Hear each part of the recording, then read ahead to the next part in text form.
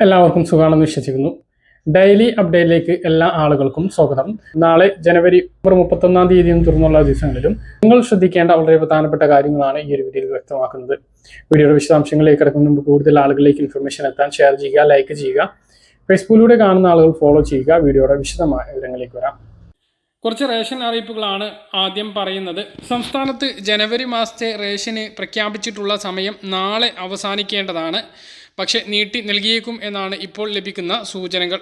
അറിയിപ്പ് വരേണ്ടതുണ്ട്. ഈ മാസത്തെ റേഷൻ പല റേഷൻ കടകളിലും തീർന്നു പോയതുകൊണ്ട് തന്നെ 30% ആളുകൾ ഇനിയും റേഷൻ വാങ്ങാനുണ്ട് എന്നാണ് കണക്ക്. അതുകൊണ്ട് തന്നെ റേഷൻ ഒരാഴ്ച വരെ നീട്ടിയേക്കാം എന്നുള്ളതാണ് വിവരം. ഒന്നുകിൽ ഫെബ്രുവരി റേഷനൊപ്പമോ അല്ലെങ്കിൽ ഫെബ്രുവരി മാസത്തെ റേഷൻ തുടങ്ങുന്നതിന് മുമ്പോ റേഷൻ വിതരണത്തിന് കുറച്ച് ദിവസം കൂടി അനുവദിച്ചേക്കും. കരുനാഗപ്പള്ളി താലൂക്കിലെ എല്ലാ റേഷൻ കാർഡ് ഉടമകൾക്കുള്ള ഭക്ഷ്യധാന്യങ്ങളും ആട്ടയും എല്ലാ റേഷൻ കടകളിലും സ്റ്റോക്കുണ്ട് എന്ന് taluk supply officer PC Anilkumar അറിയിച്ചു. നിങ്ങളുടെ തൊട്ടടുത്ത റേഷൻ കടയിൽ സ്റ്റോക്കുണ്ട്, ഈ മാസത്തെ വാങ്ങിയിട്ടില്ല എങ്കിൽ നാളെ തന്നെ പോയിട്ട് വാങ്ങാൻ വേണ്ടിയിട്ട് ശ്രദ്ധിക്കുക. ഈ മാസത്തേതുപോലെ തന്നെ ആയിരിക്കും ഫെബ്രുവരി മാസത്തെയും റേഷൻ ഉണ്ടാകുക എന്നുള്ളതാണ് ഇപ്പോൾ നമുക്ക് ലഭിച്ചിട്ടുള്ള വിവരങ്ങൾ. റേഷൻ ഫെബ്രുവരി മാസത്തേത് പ്രഖ്യാപിച്ചിട്ടില്ല എങ്കിലും ഈ രീതിയിലായിരിക്കും വിതരണം ഉണ്ടാകുക.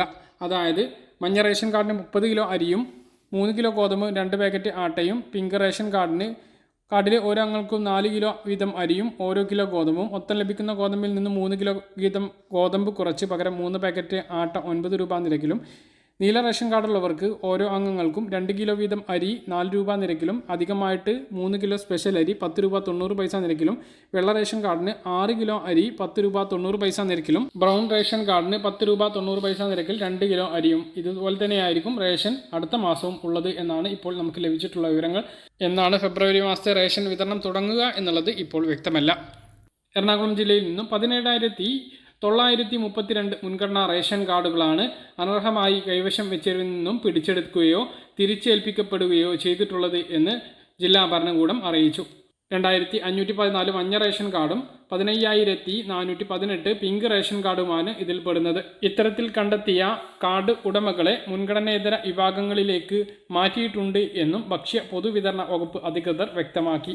സർക്കാർ, അർദ്ധ സർക്കാർ ജീവനക്കാർ, അധ്യാപകർ, പൊതുമേഖലാ സ്ഥാപനങ്ങളിലെ ജീവനക്കാർ, സർവീസ് പെൻഷൻകാർ, ഇതിൽ പാർട്ട് ടൈം ജീവനക്കാർ, താൽക്കാലിക ജീവനക്കാർ, ക്ലാസ് 4 തസ്തികയിൽ പെൻഷൻ വാങ്ങുന്നവർ, 5,000 രൂപയിൽ താഴെ പെൻഷൻ വാങ്ങുന്നവർ, 10,000 രൂപയിൽ താഴെ സ്വാതന്ത്ര്യ സമര പെൻഷൻ വാങ്ങുന്നവർ എന്നിവർ ഇതിൽ പെടില്ല.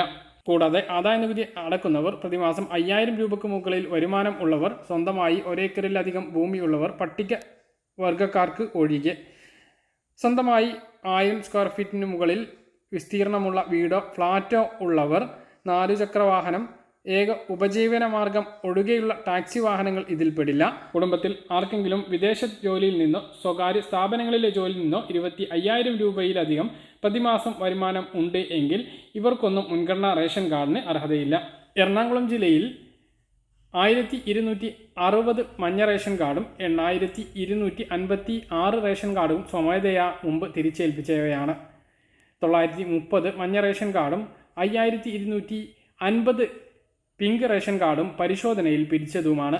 രഹസ്യമായി ലഭിച്ച പരാതിയുടെ അടിസ്ഥാനത്തിൽ 324 മഞ്ഞ റേഷൻ കാർഡും 1,912 പിങ്ക് റേഷൻ കാർഡുകളും മുൻഗണനാ വിഭാഗത്തിൽ നിന്നും മാറ്റിയിട്ടുണ്ട്. അനർഹമായ മുൻഗണനാ റേഷൻ കാർഡുകളെ പറ്റിയുള്ള അന്വേഷണങ്ങൾ പരാതിയുടെ അടിസ്ഥാനത്തിൽ ഇനിയും തുടരും എന്നും അധികൃതർ അറിയിച്ചിട്ടുണ്ട്. സംസ്ഥാനത്ത് കയ്യിൽ പെൻഷൻ വിതരണം തുറന്നുകൊണ്ടിരിക്കുകയാണ്. ഇനിയും എത്താത്ത ആളുകൾക്ക് തൊട്ടടുത്ത ദിവസങ്ങളിലായിട്ട് എത്തിച്ചേരുന്നതാണ്. പെൻഷൻ വിതരണത്തിന് ശേഷം നമ്മൾ കാത്തിരിക്കുന്നത് പെൻഷൻ വർധനവുണ്ടാകുമോ എന്നാണ്. ഫെബ്രുവരി 7-ാം തീയതിയാണ് സംസ്ഥാന ബജറ്റ് നടക്കുന്നത്. മാതൃഭൂമി, മനോരമ ഉൾപ്പെടെയുള്ള പ്രമുഖ മലയാള മാധ്യമങ്ങളുടെ റിപ്പോർട്ട് പ്രകാരം ഈ വർഷത്തെ ബജറ്റിൽ എന്തായാലും പെൻഷൻ വർധനവ് ഉണ്ടാകും എന്നുള്ളതാണ് സൂചനകൾ വരുന്നത്. 1,700 ആകില്ല, 200-ഓ 300-ഓ വർദ്ധിപ്പിച്ചേക്കും എന്നാണ് വിവരം.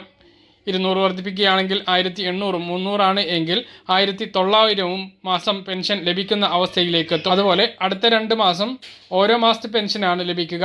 ഏപ്രിൽ മാസത്തിൽ 2 മാസത്തെ പെൻഷനും ലഭിക്കുന്നതായിരിക്കും. ഇനി പഴയതുപോലെ ഭൂമി വിൽക്കാനും വാങ്ങാനും പറ്റില്ല എന്ന് കഴിഞ്ഞ ഭൂമി സംബന്ധിച്ച വീഡിയോയിൽ നമ്മൾ പറഞ്ഞിരുന്നു. ഇതുമായി ബന്ധപ്പെട്ട് കൂടുതൽ വിവരങ്ങൾ വന്നിട്ടുണ്ട്. അതാണ് ഈ വീഡിയോയിൽ വ്യക്തമാക്കുന്നത്. ഡിജിറ്റൽ റീസർവേ പൂർത്തിയാകുന്ന സാഹചര്യത്തിൽ കേരളത്തിൽ ഭൂമി വിൽക്കാനും വാങ്ങാനും പുതിയ നടപടിക്രമം സംബന്ധിച്ച് റവന്യൂ വകുപ്പ് മാർഗനിർദ്ദേശങ്ങൾ പുറത്തിറക്കിയിരുന്നു. ഡിജിറ്റൽ റീസർവേ പൂർത്തിയായ വില്ലേജുകളിൽ ഇനി ഭൂമി വാങ്ങാനും വിൽക്കാനും എൻ്റെ ഭൂമി പോർട്ടൽ വഴി അപേക്ഷ നൽകണം. ഭൂമി വിൽക്കുമ്പോൾ തന്നെ നിലവിലെ ഉടമസ്ഥനിൽ നിന്നും പുതിയ ഉടമസ്ഥനിലേക്ക് പോക്കുവരവ് നടത്തുന്ന രീതിയിലുള്ള സംവിധാനം നിലവിൽ വന്നിട്ടുണ്ട്. ഭൂമിയുടെ പ്രീ മോട്ടിവേഷൻ സ്കെച്ച് ഉണ്ടെങ്കിലേ ഇനി ഭൂമി വിൽക്കാനാകൂ. ഉടമസ്ഥത കൈമാറുന്ന ഭൂമിയുടെ വിസ്തീർണ വ്യത്യാസം അനുസരിച്ച് സർവേ സ്കെച്ചിലും മാറ്റം വരുന്നതിനാൽ വില്ലേജുകളിലേക്ക് പോക്കുവരവിനായി പ്രത്യേകം അപേക്ഷ നൽകേണ്ടതില്ല. സർവേ സ്കെച്ചിൽ തണ്ടപ്പേർ വിവരങ്ങളും രേഖപ്പെടുത്തിയിട്ടുണ്ടാകും.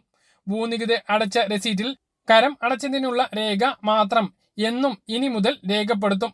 ഇത് ഉൾപ്പെടെ ഡിജിറ്റൽ സർവേ ചെയ്ത ഭൂമിയിൽ നികുതി അടക്കാനും ഭൂമി കൈമാറാനും ഉള്ള മാറ്റങ്ങൾ വ്യക്തമാക്കി റവന്യൂ വകുപ്പ് മാർഗനിർദ്ദേശങ്ങൾ പുറത്തിറക്കിയിട്ടുണ്ട്. ഡിജിറ്റൽ സർവേ പൂർത്തിയായ വില്ലേജുകളിൽ നികുതി സ്വീകരിക്കുന്നത് ഡിജിറ്റൽ ബോക്സ് ടാക്സ് രജിസ്റ്റർ അടിസ്ഥാനമാക്കിയായിരിക്കും. ഇതിന് മുന്നോടിയായി എൻ്റെ ഭൂമി പോർട്ടൽ വഴി അപേക്ഷിക്കുമ്പോൾ വില്ലേജ് ഓഫീസർ രേഖകളുടെ ഒറ്റത്തവണ പരിശോധന പോർട്ടലിലൂടെ പൂർത്തിയാക്കി നികുതി രസീറ്റ് അനുവദിക്കും.